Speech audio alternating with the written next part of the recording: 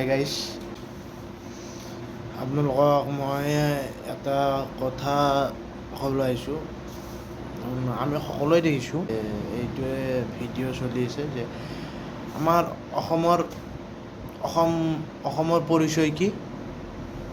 এটা হৈছে Kaziranga national park আৰু 2 নম্বৰটো হৈছে জুবিন গাৰ্গ।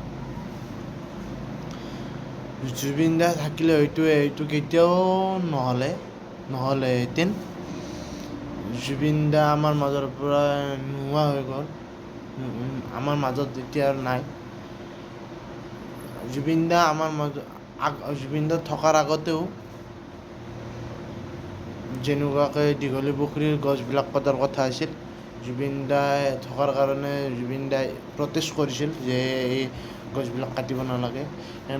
সেই দীঘলী পুখুৰীৰ গছবিলাক কটা বন্ধ হৈ গ'ল। তাৰে পিছত যেতিয়া জুবিন দাৰ মৃত্যু হৈ গ'ল, জুবিন দাৰ মৃত্যু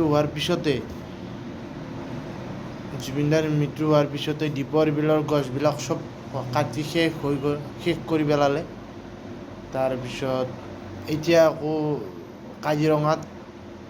কাজিৰঙাখন নোহোৱা হৈ যাব আমাৰ মাজৰ পৰা, কাৰণতো কাজিৰঙা 10 কিলোমিটাৰ আছিল, এতিয়া কাজিৰঙা 10 কিলোমিটাৰৰ পৰা 1 কিলোমিটাৰ হৈ যাব। যিহেতু কাজিৰঙাত এখন 5 ষ্টাৰ হোটেল আৰু ষ্টেডিয়াম হ'ব। জুবিন দাই থাকিলে এইটো কেতিয়াও হ'ব নিদিলে।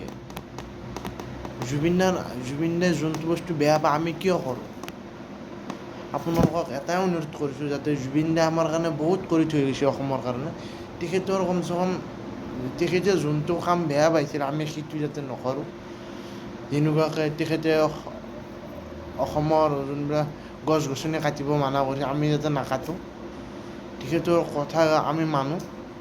কাজিৰঙাখন কেতিয়াও এনেকুৱা হ'ব নিদিলেহেঁতেন তেখেত থাকিলে। এতিয়া জুবিন দা নাই কাৰণে এতিয়া কি হৈ গৈছে, কাজিৰঙাখনো নোহোৱা হৈ গৈছে।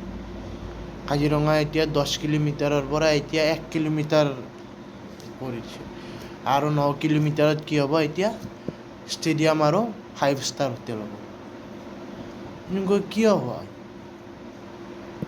আমি জুবিন দাই বেয়া পোৱা কাম কিয় কৰোঁ? জুবিন দাই আমাৰ অসমৰ কাৰণে বহুত কাম কৰি থৈ গৈছে, আমি সকলোৱে জানো।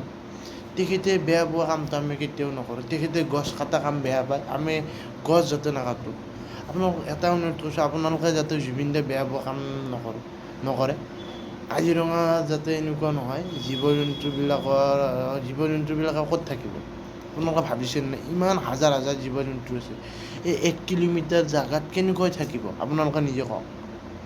এতিয়া কি হ'ব, কাজিৰঙাত বানপানী হ'লে ৰাস্তাত আহিব, ৰাস্তাত পাহাৰত উঠিব যাওঁতে সেই 1 কিলোমিটাৰত হাজাৰ জীৱ জন্তু ৰাস্তাৰে পাৰ হ'ব যাওঁতে বহুত এক্সিডেণ্ট হ'ব, বহুত মৃত্যুমুখত জন্তুবিলাক পৰিব।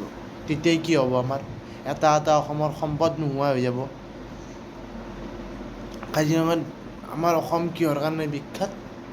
এশিঙীয়া গঁড়ৰ কাৰণে বিখ্যাত। এশিঙীয়া গঁড় ক'ত আছে? কাজিৰঙাত আছে।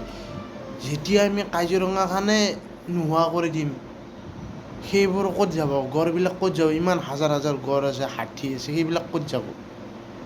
আমি ভাবিছোঁনে নাই? আমি যাতে এইটো হ'বলৈ নিদিওঁ, আমি সকলোৱে প্ৰটেষ্ট কৰিব লাগে। লাষ্টত এটাই কথা ক'ব বিচাৰিছোঁ, আমি সকলোৱে যাতে প্ৰটেষ্ট কৰোঁ এইটো লৈ। জুবিন দা থাকিলে কেতিয়াও হ'ব নিদিলে। 100% আমিও সকলোৱে জানো, জুবিন দা থাকিলে এইটো কেতিয়াও হ'বলৈ নিদিয়ে। আপোনালোকে ভাবিছেনে নাই, এই জীৱ জন্তুবিলাক ক'ত যাব? আপোনালোকে নিজে ভাবকচোন। আমাক 5 ষ্টাৰ হোটেল নালাগে, এই জীৱ জন্তুবিলাক লাগে। জীৱ জন্তুবিলাক হৈছে অসমৰ এটা সম্পদ।